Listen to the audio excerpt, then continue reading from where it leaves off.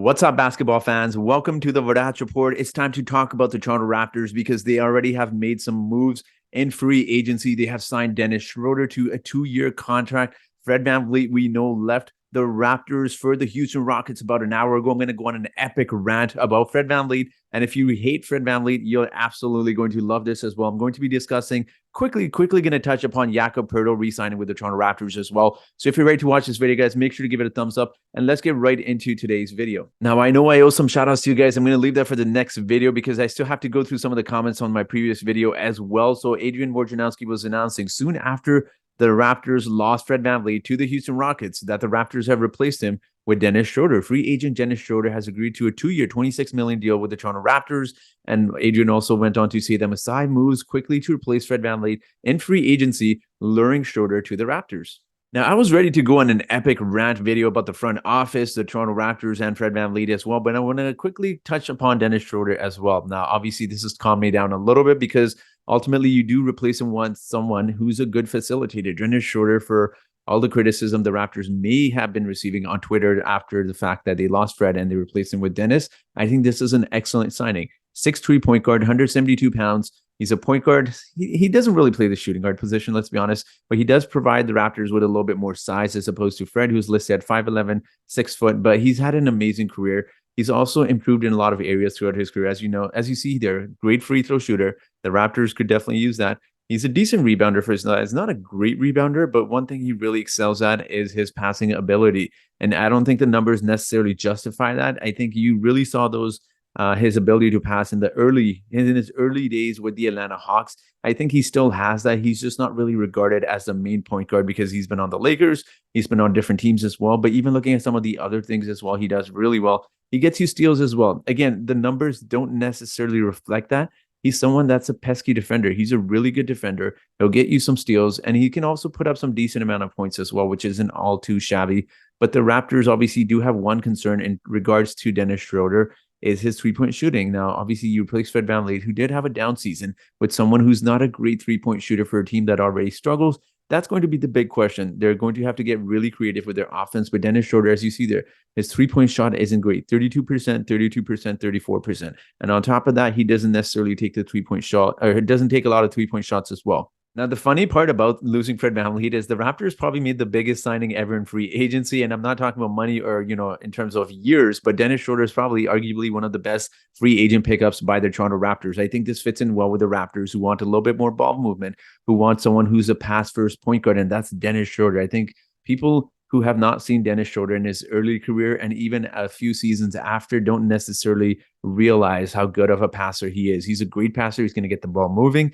Of course, the questions will be in terms of his three-point shooting. He's a good free throw shooter, which helps. You can play him in late game situations as well. And it'll be very interesting to see the lineup. Now, I know a lot of fans did want Scottie as a point guard. I think, look, being honest, I think he's more of a power forward, point forward, if I want to say it. Look, and this is a comparison a lot of people like Blake Murphy, other guys, Raptors media have made as well. You see Draymond Green, you see Nikola Jokic. They're great passers, but it doesn't necessarily mean they're point guards. So I like this signing. I think you have a solidified starting center.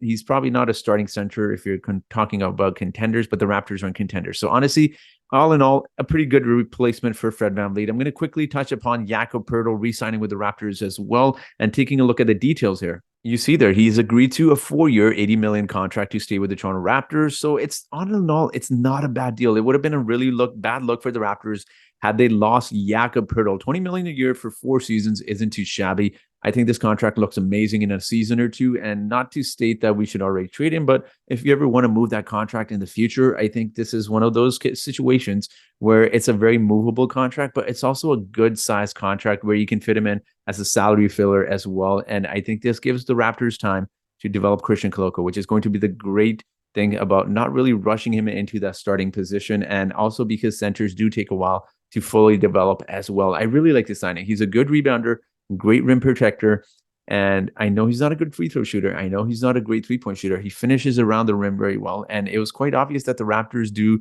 much better with Jakob than without him. We saw the games when he was on the floor and without him.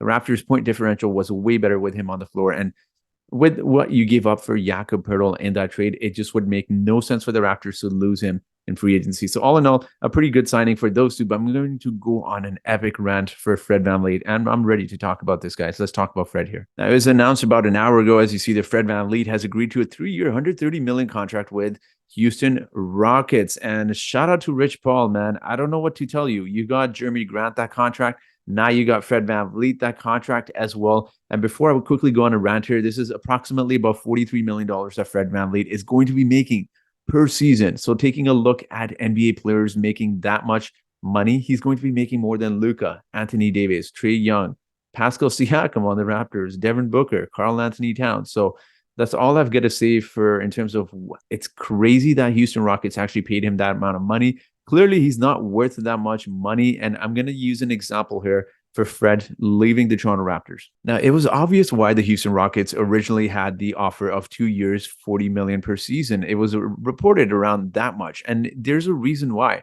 The Houston Rockets, when you look at their salary situation with their roster, they don't have a lot of salary fillers. You have guys making $10 million, $6 million, and you don't really have a big salary in there. So it's quite obvious why the Houston Rockets elected to sign Fred VanVleet to that massive contract. And no, it is not because they think he can lead him to a championship. It's far from it. He's going to be traded in a season and a half or so. This is going to look terrible for someone like Fred, who's had one of the worst seasons I can remember in Raptors history, where you go from being an all-star to having the season that he did. Poor shooting percentages. It was just all sorts of issues around him. It was quite really mysterious to see what was going on with Fred. But the Rockets did this for a reason. They're going to flip your ass in about a year and a half for a star player. They're going to throw in some other younger players they have, and they're going to move on and try to acquire an all-star. Now, I want to use this comparison because, look, obviously I was wrong about Fred. And look, I'll hold this L for the rest of the day, even for the rest of the week. As you know, I defended him. But the reason I defended him wasn't because I like Fred. The reason I defended him was to give him the benefit of the doubt. Players have down seasons.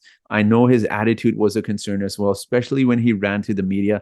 But for me, I was personally comparing it to Kyle Lowry. Now, I'm not comparing him to Kyle Lowry, but I was comparing this situation when he ran to the media to Kyle Lowry, when Kyle Lowry decided middle of the season, he's going to go on ESPN and talk about how he had no relationship with Masai Ujiri. This was after his best friend DeMar DeRozan got traded, and that was the season, yes, that Raptors won the championship. They were doing well, and it seemed like it was very unnecessary for Kyle Lowry to do that. So I really want to give Fred the benefit of the doubt. I said, you know what, it's okay. Players have done that in the past. Hopefully he improves from this. Hopefully he learns from this.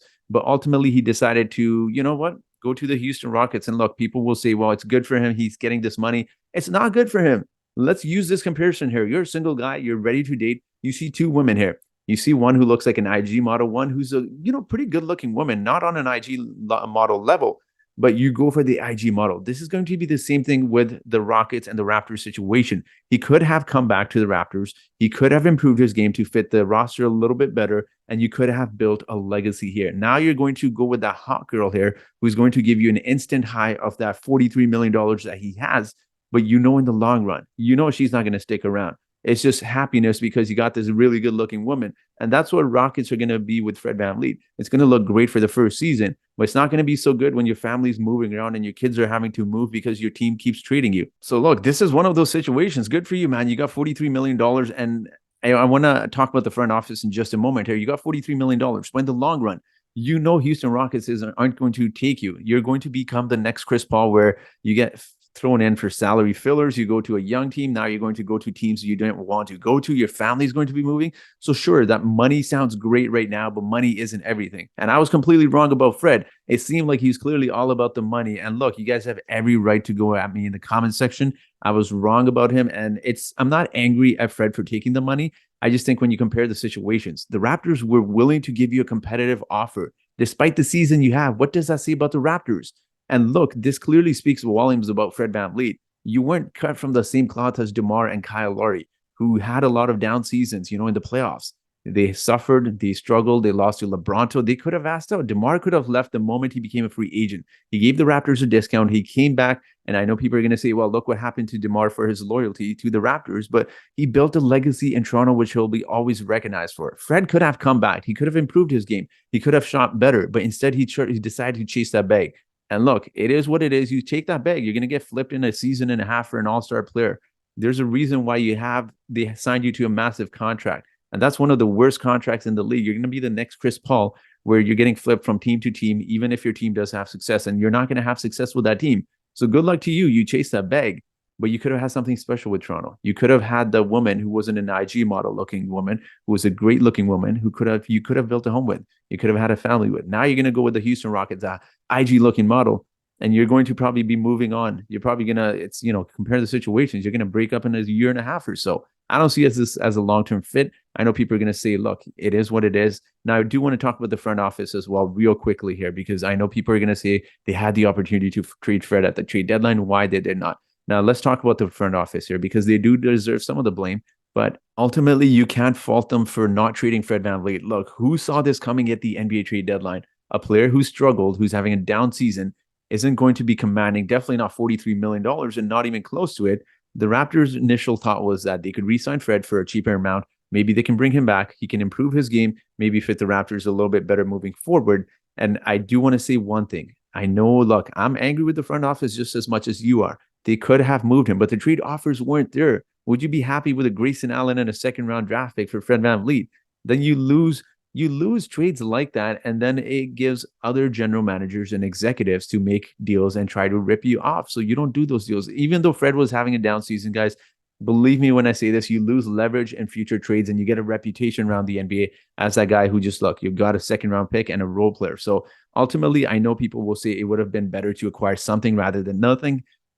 You don't do those trades. No one in the league saw what Houston Rockets were going to do. And honestly, they screwed over the Raptors big time. He didn't have a market. There weren't teams out there lining up to sign Fred VanVleet, even though there's rumors about Magic and whatnot. No team was going to pay him $30 million. Realistically, the Raptors were going to sign him for $28, $29 million, which is still a lot. And you're paying him $43 million. Like, he's making $3-4 million less than Steph Curry. He's not even close. So look, Fred, I know people will say things like, hey, we should be thankful we've won the championship thanks to him. Screw him.